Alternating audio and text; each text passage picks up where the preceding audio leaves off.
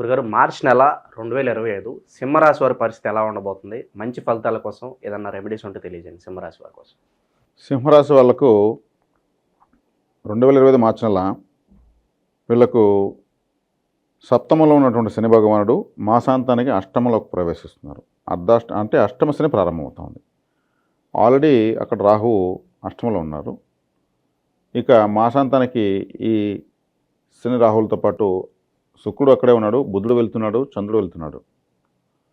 అంటే 5 గ్రహాల పంచగ్రహ కూటమి అష్టమ స్థానంలో స్థితమవుతా ఉంది. వీళ్ళకు దశమ స్థానంలో గురువు ఉన్నాడు, లాభస్థానంలో కుజుడు ఉన్నాడు, లాభస్థానంలో సంచరిస్తున్నాడు. ద్వితీయంలో కుటుంబ స్థానము ధనవాక్ స్థానం అనేటువంటి ద్వితీయంలో కేతు ఉన్నాడు. మరి వీళ్ళంతా ముందుకు వెనుక కలుస్తూ చంద్రుడు తిరుగుతున్నాడు. కాబట్టి సింహరాశి వాళ్ళు సహజంగా సింహరాశి వాళ్ళు ఓపెన్గా ఏది చెప్పకూడదు, చెబితే ఏది జరగదు, చెప్పకుండా వీళ్ళు ఉండలేరు. సో పలానా ఏం చేస్తున్నాం అనేది రివీల్ చేయకపోవడం బెటర్ అంటారు. ఏం చెప్పినా జరగదు, చెప్పకుండా చేస్తే జరుగుతుంది, చెప్పకుండా వీళ్ళు ఉండలేరు. అది వీళ్ళ యొక్క బలహీనత. ఇటువంటి సింహరాశి వాళ్ళకు అష్టమ స్థానంలో షష్టగ్రహ కూటమి అంటే 5 గ్రహాలు అక్కడికి వెళ్తాయి. ద్వితీయ స్థానంలో కేతు కూడా అష్టమ స్థానం చూస్తున్నాడు.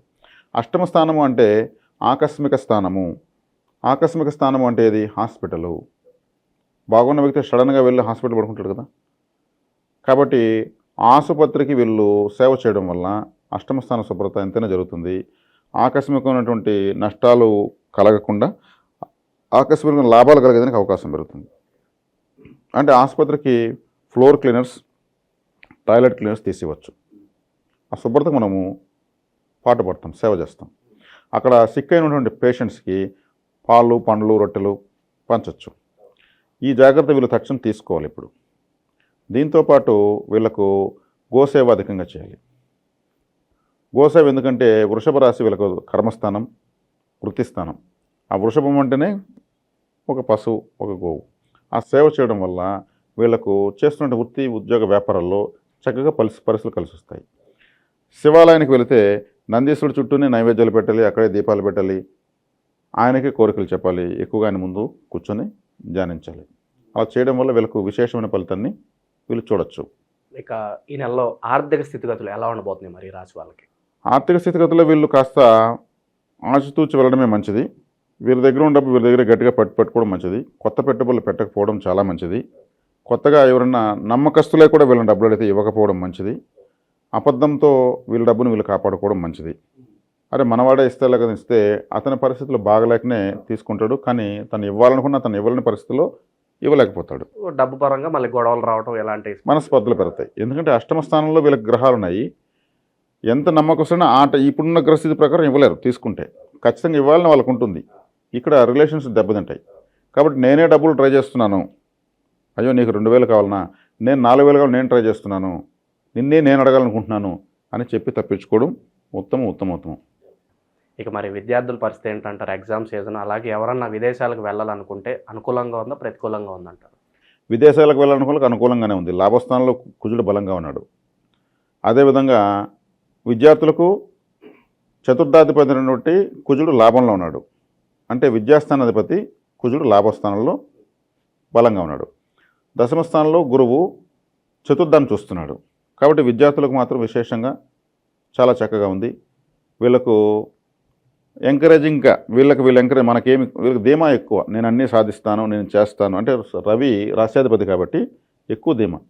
రవి గ్రహ రాజు కాబట్టి వీళ్ళకు ఆ క్వాలిటీ సహజంగానే ఉంటుంది. దాన్ని ప్రత్యేకంగా చెప్పాల్సిన అవసరం లేదు. ఆ ధీమాకు తగినట్టు గురువు, కుజుడు ఈ రాశికి శుభగ్రహాలు. వీళ్ళిద్దరూ స్థానబలాలు ఇచ్చే చాలా బాగానే ఉన్నారు. విద్యకు సంబంధించి మాత్రం, విదేశీ ప్రయాణాలకు సంబంధించి మాత్రం చాలా బ్రహ్మాండంగా ఉంది. ప్రేమ వివాహాలు ఎవరైతే చేసుకోవాలనుకుంటున్నారో ఒక అడుగు ముందుకు పడే అవకాశం కనిపిస్తుంది గురుగారు. ప్రేమ వివాహాల విషయాల్లో తీసుకుంటే వీళ్ళు ఒక అడుగు కాదు, ముందుకు కాదు, 4 అడుగులు వెనక్కి ఉండడం మంచిది. ఎందుకంటే అష్టమశని ప్రారంభమవుతుంది. అష్టమశని ప్రారంభమైనప్పుడు ఇటువంటి విషయాలకు ఆయన సహకరించకపోగా ఏదన్నా ఉంటే అటువంటి విషయాల్లో మనస్పర్ధలు రావడం, అంటే ప్రేమికుల మధ్య కాస్త పొరపొచ్చలు రావడం అనేదానికి అవకాశాలు ఎక్కువగా ఉంటాయి. అది చూసిపోవాల్సి వస్తుంది. ఓకే. ఇక రాజకీయ సినీ ప్రముఖులకు ఎలా ఉండబోతుంది? కొంత గుర్తింపు కోసం ఎదురు చూస్తూ ఉంటారు, అలాంటి వారికి ఎలా ఉండబోతుంది? రాజకీయ సినీ ప్రముఖులు ఒక్క మాసం అలా ఓపిక పడితే చాలు. ఏప్రిల్ మే కంతా కూడా వీళ్ళకు గ్రహానుకూలత చాలా విశేషంగా వస్తుంది. అనుకూల గ్రహాలు చక్కటి మంచి స్థానాల్లోకి వస్తున్నాయి. కాబట్టి ఇప్పుడు కాస్త సమయం ఓపిక పడితే చాలు. మంచి గ్రహస్థితులు వస్తూ వీళ్ళు అనుకున్నవన్నీ కూడా సాధించుకోగలుగుతారు. ఇప్పుడు ఈ అష్టమ స్థానంలో గ్రహాల వల్ల ఇవి కొంచెం పక్కగా జరిగే వరకు నేను కొంతమంది అంటాను, నేను అబ్జర్వ్ చేస్తూ ఉన్నాను, అబ్జర్వ్ చేస్తున్నాడు ఒక మాసం చాలు. మళ్ళీ మీరు అబ్జర్వ్ చేయకపోయినా అన్ని విధాలు అనుకూలమైపోతుంది.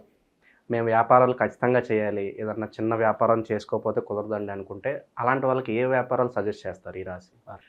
అంటే ఖచ్చితంగా ఇప్పుడు చేసుకోకపోతే కుదరదు, ఒక నెల వరకు మేము ఓపిక పట్టలేము, ఏదైనా చేసి తీరకపోతే కుదరదు అనుకున్న వాళ్ళు పెట్టుబడి తక్కువ పెట్టమంటున్నాను. చిన్న చిన్న ఇన్వెస్ట్మెంట్స్తో ముందుకెళ్ళడం బెటర్ అంటారు. అది పరిశీలించుకుంటూ మెల్లమెల్లగా పెట్టుబడి పెంచుకుంటూ వెళ్ళడం ఉత్తమం. అష్టమ స్థానంలో ఇన్ని గ్రహాలు వచ్చి కలుస్తున్నప్పుడు అష్టమ శని ప్రారంభమవుతుంది. సప్తమం నుంచి అష్టమంలోకి అన్ని గ్రహాలు ప్రయాణిస్తున్నప్పుడు పెట్టుబడి ఎక్కువ పెట్టకుండా ప్రారంభించుకోవడం ఉత్తమం. ఒకవేళ వీళ్ళకి నష్టం వచ్చినా తక్కువ పెట్టుబడి నష్టమైపోతారు. ఎక్కువ పెట్టి పోయిందనుకోండి ఎవరు ఇవ్వరు. అదే అష్టమ స్థానం నుంచి అన్ని గ్రహాలు జరిగినప్పుడు భాగ్యము, దశమము, లాభము ఈ స్థానాలకు అన్ని గ్రహాలు గుంపగుత్తగా వస్తున్నాయి. కాబట్టి తక్కువ పెట్టుబడితో పోతే మెచ్యూరిటీగా వీళ్ళు మళ్ళీ చక్కటి విజయావకాశాలు అందుకుంటారు. ఇక పోలీస్ స్టేషన్లు, కోర్టు వ్యవహారాలు, భూ కబ్జాలకు గురైన వారు వీటన్నిటి నుంచి బయటపడడానికి ఇంకెంతకాలం పట్టొచ్చు గురువుగారు? దీనికి సంబంధించిన గ్రహము కుజుడు లాభంలో ఉన్నాడు. పోలీస్ స్టేషను, పోలీసు, రక్షణ సంబంధ విషయాలకంతా కారకుడు కుజుడే. కుజుడు లాభస్థానంలో ఉన్నాడు. లాభంలో ఉన్నాడు కాబట్టి వీళ్ళకు ఆ విషయాల్లో సానుకూల ఫలితాలే వాళ్ళు వస్తాయి. వీళ్ళకు ఎటువంటి సందేహం ఏం లేదు. దానికి వీళ్ళు దిగులు చెందాల్సిన అవసరం లేదు. చక్కగా ఇక గ్రహాలు కూడా అష్టమ స్థానం నుంచి కూడా జరుగుతున్నాయి కాబట్టి సంబంధమైన గ్రహము లాభంలో ఉంది. ఆ విషయాల్లో వీళ్ళకి విశేషమైన లాభాలు ఉంటాయి. చక్కగా ముందుకెళ్ళచ్చు. చివరగా ఈ రాశి వారికి సూచనప్రాయంగా చెప్పాలంటే, తగు జాగ్రత్తలు చెప్పాలంటే ఏం చెప్తారు ఈ రాశి వారికి? ఈ రాశి వాళ్ళకు తగు జాగ్రత్తలు చెప్పాలంటే మధుర మీనాక్షి ఆలయ సందర్శన వీళ్ళకు కుదిరితే వెళ్ళి రావచ్చు. మధుర మీనాక్షి అమ్మవారు అక్కడ బుధగ్రహ ప్రభావం ఉంటుంది. బుధగ్రహము కన్యారాశి వీళ్ళకు ద్వితీయ స్థానము కన్యారాశికి బుధుడు అధిపతి కాబట్టి బుధగ్రహ ప్రభావం ఎక్కువగా మధుర మీనాక్షి ఆలయంలో ఉంది. ఆ దేవత చూస్తే కూడా గ్రీన్ కలర్లో ఉంటుంది దేహం అంతా కూడా. ఆమె మీనాక్షి సుందరేశ్వరుడు అంటే శివుడు పెండ్లి కుమారుడుగా, అమ్మవారు పెండ్లి కుమార్తెగా దంపతులుగా ఉన్నారు అక్కడ. వీళ్ళకు లాభస్థానం మిథునం అంటేనంటే దంపతుల రాశి. ద్వితీయ స్థానం కన్య అంటే అప్పుడే పెండ్లైనటువంటి కన్య ఎవరు? పెండ్లి కుమార్తె కదా. కాబట్టి మధుర మీనాక్షి ఆలయ సందర్శన చక్కగా వెళ్ళి వస్తే వీళ్ళకు విశేషమైనటువంటి అష్టమ స్థానంలో గ్రహాలు ఉండొచ్చు, ఎక్కడైనా ఉండొచ్చు. విశేషమైన ధనయోగం కలగాలంటే మధుర మీనాక్షి ఆలయము వీళ్ళకు సర్వదా శుభదాయకం అని చెప్పచ్చు. ఇంకేదన్నా మంచి జరగాలంటే దానం చేస్తే బాగుంటుంది కదా, ఎలాంటి దానాలు చేసుకోవచ్చు అంటారు ఈ రాశి వారు? మరి వీళ్ళు చేసుకోవాల్సిన దానాలు, శనిగ్రహం అష్టమంలోకి వెళ్తుంది కాబట్టి బెల్లము, నువ్వులు కలిపినటువంటి ఆహారాన్ని కోతులకు కానీ ఆవులకు కానీ పెట్టచ్చు. అదేవిధంగా పావురాలకు గింజలు వేయచ్చు. అదే బెల్లము, నువ్వులు కలిపిన మిశ్రమాన్ని చీమలకు పెట్టచ్చు. ఎందుకంటే బెల్లము, నువ్వులు ఎందుకుంటానంటే తీయటి పదార్థాన్ని మరి మనము మూగజీవులకు భూత సేవ చేయడం వల్ల అష్టమ స్థానానికి శని వెళ్తున్నాడు కాబట్టి చెప్తున్నా. ఆయన సంబంధించిన ధాన్యము నువ్వులు. ఆ దానము కొన్ని జీవులకు ఆహారంగా ఇవ్వడం వల్ల, అంటే అన్నదానం గొప్పది. అన్నదానం కన్నా గొప్ప దానము ఇటువంటి జీవులకు ఆహారం పెట్టడము, ఆదరించడము. చాలా శని గ్రహం యొక్క తాకడ తగ్గిపోతుంది. అది తగ్గిందంటే ఏమవుతుంది? అదృష్టం పెరుగుతుంది. ఇది విశేషంగా వీళ్ళు ఎంత ఎక్కువ చేసుకుంటే అంత మంచిది. మార్చి నెలలో సింహరాశి వారికి ఎలాంటి ఫలితాలు ఉంటాయో మీ మాటల్లో చాలా బాగా వివరించారు గురుగారు. ధన్యవాదాలు.